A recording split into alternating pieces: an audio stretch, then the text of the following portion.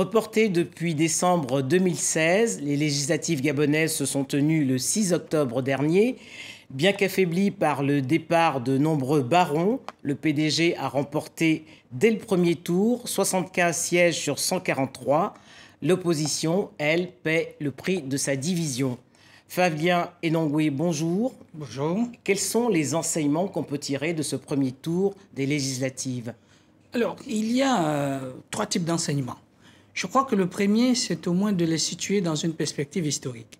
Il y a trois éléments que l'on peut noter qui ne constituent plus aujourd'hui les points de discorde, à savoir la qualité de l'organisation. Aujourd'hui, nous ne constatons plus les problèmes d'une arrivée en retard, ainsi de suite, même si sur 143 sièges, l'élection sera reprise sur un seul siège dans le Nord. Le deuxième élément, c'est qui fait l'objet aujourd'hui d'un consensus, c'est qu'il n'y a plus de polémique autour de la liste électorale. Depuis 2013, pour cette liste biométrique, on constate qu'il n'y a plus de polémique autour de la liste électorale.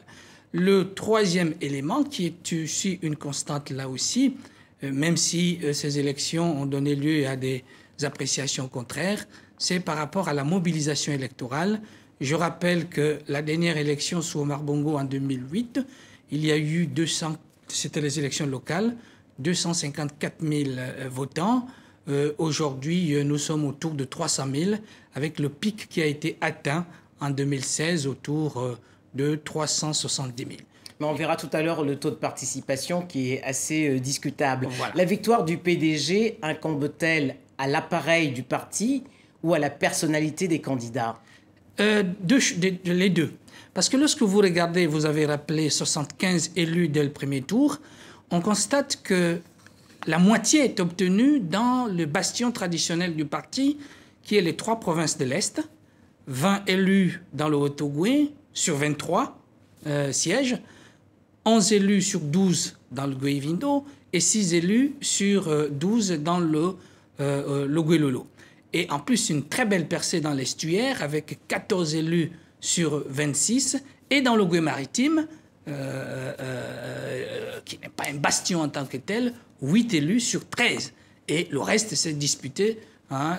Donc, il y a à la fois, le problème, c'est la conservation, donc la consolidation dans ces bastions traditionnels et l'opposition qui paye aussi, vous l'avez dit, ces divisions dans des zones comme le Gué-Maritime, mais aussi dans l'estuaire et un peu ailleurs aussi.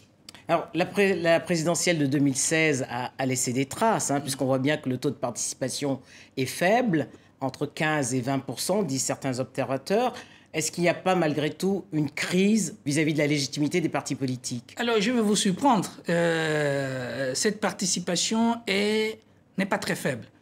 44% de participation au niveau national. Et si on veut comparer avec une élection similaire, ce n'est pas avec la présidentielle, c'est avec la législative précédente. Et au cours de la législative précédente, on était autour de 34%. Et en plus, lorsqu'on regarde attentivement les résultats, la participation, elle est tirée vers le bas par la faible participation à Libreville. Mais comme les gens ont tendance à penser que c'est Libreville, c'est le Gabon, à Libreville, c'est 22%.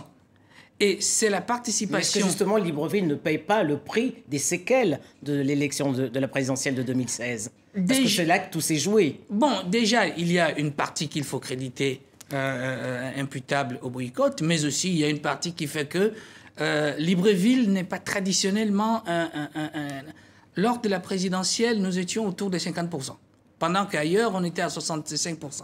Donc, ce que je voulais dire, c'est que entre la présidentielle de 2016, où il y a eu autour de 375 000 participants, et on est aujourd'hui à 300 000 participants, dans les 70 000, entre guillemets, qui manquent, il y a 50 000 à Libreville, dans l'estuaire. Donc, les 20 000 autres se répartissent sur l'ensemble du territoire. Donc, la participation n'est pas aussi faible que ça. Elle est dans la moyenne des élections locales et législatives. En reportant ainsi pendant 2 ans ce scrutin? Est-ce que le pouvoir n'a pas réussi à affaiblir et à diviser l'opposition? La stratégie, on le voit, a été payante, hein, puisqu'aucun des barons de l'opposition n'a été gagnant au premier tour. Il y en a plusieurs d'ailleurs qui sont sortis. Alors, que n'aurait-on dit si les élections avaient été organisées dans la configuration réglementaire et législative de la présidentielle? Il a fallu tirer les leçons. Il aurait fallu qu'elles se tiennent il y a 2 ans. Oui, mais il fallait tirer les leçons de la crise post-électorale et de revoir le dispositif électoral. C'est ce qui s'est passé avec les accords d'Angondje. Et je rappelle que si on a aujourd'hui moins de gens qui crient, hein, c'est parce que on a réformé le dispositif électoral. Le ministère de l'Intérieur a été cantonné aux opérations préélectorales.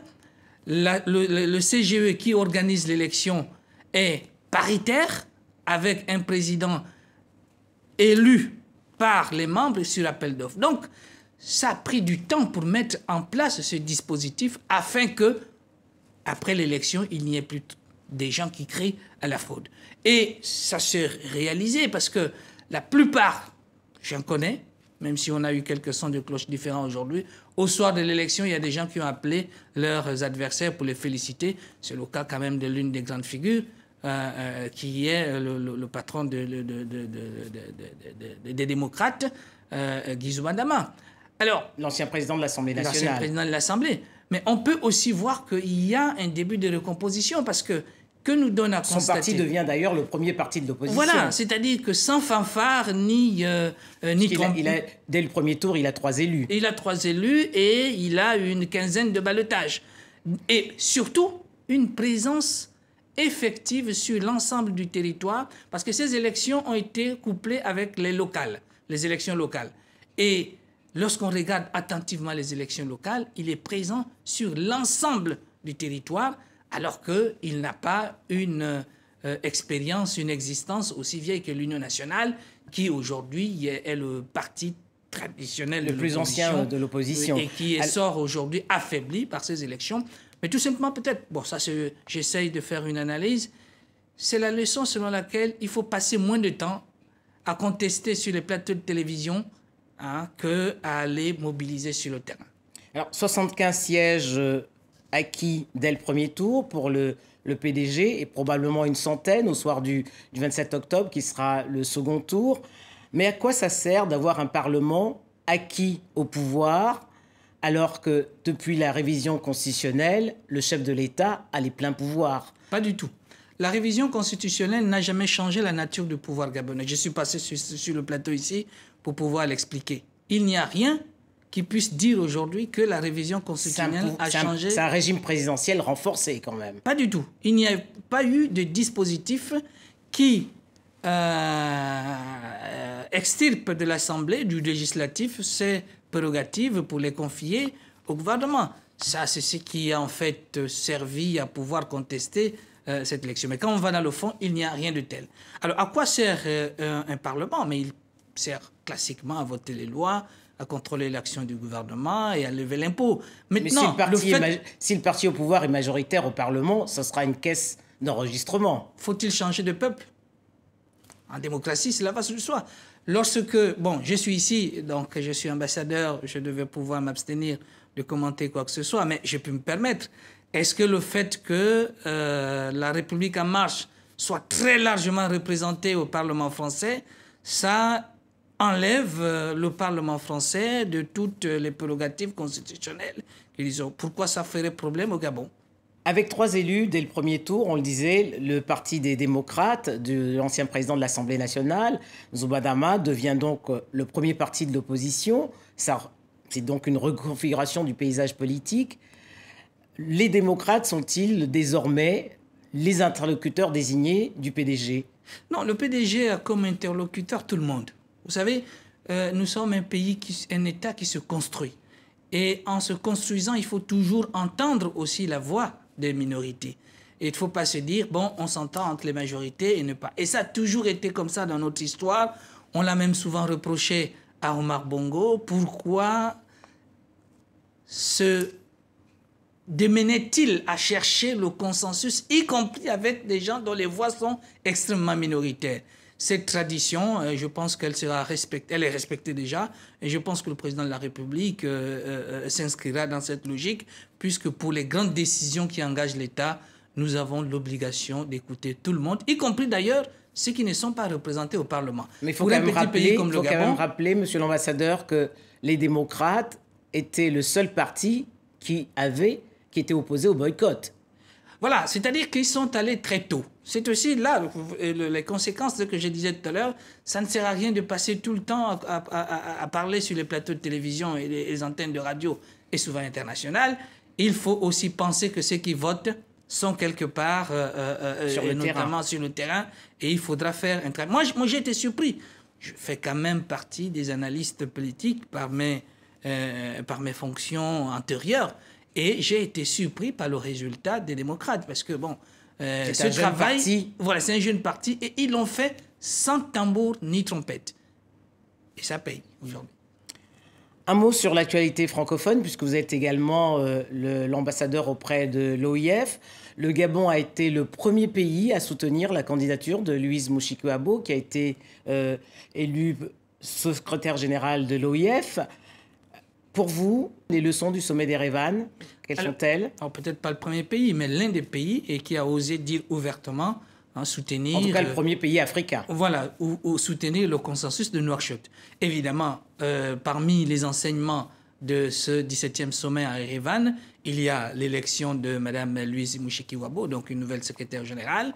Il y a eu aussi, les chefs d'État et de gouvernement ont adopté une déclaration très, très significative sur le vivre ensemble. Vous connaissez le contexte international, ce n'est pas une question anodine. Et pour le Gabon, dont l'expérience se fonde sur la tolérance à la fois au niveau de la diversité culturelle, mais aussi religieuse, et surtout notre expérience du consensus, fait que nous avons estimé d'une grande importance cette déclaration d'Erevan. Mais au-delà de ça, il y a eu d'autres éléments. Je prends l'exemple de l'adoption d'une stratégie francophone pour l'égalité femmes-hommes. Et là aussi, nous y avons travaillé parce qu'elle émane il y a 2 ans. Le président de la République gabonaise, son Excellence Ali Bongo Ondimba, avait présenté et fait adopter par ses pairs à Madagascar, il y a 2 ans, une résolution sur la nécessité de créer une entité au sein de l'OIF qui prenne en charge les questions d'égalité femmes-hommes. Et nous étions tout à fait contents, ou encore un grand intérêt, manifester un grand intérêt, c'est que à l'OIF, il a été adopté une stratégie pour l'égalité femmes-hommes. Il revient maintenant à l'OIF elle-même, aux États et gouvernements membres, voilà, de la mettre en œuvre. Flavien Enongwe, merci. Merci Denise pour cette invitation.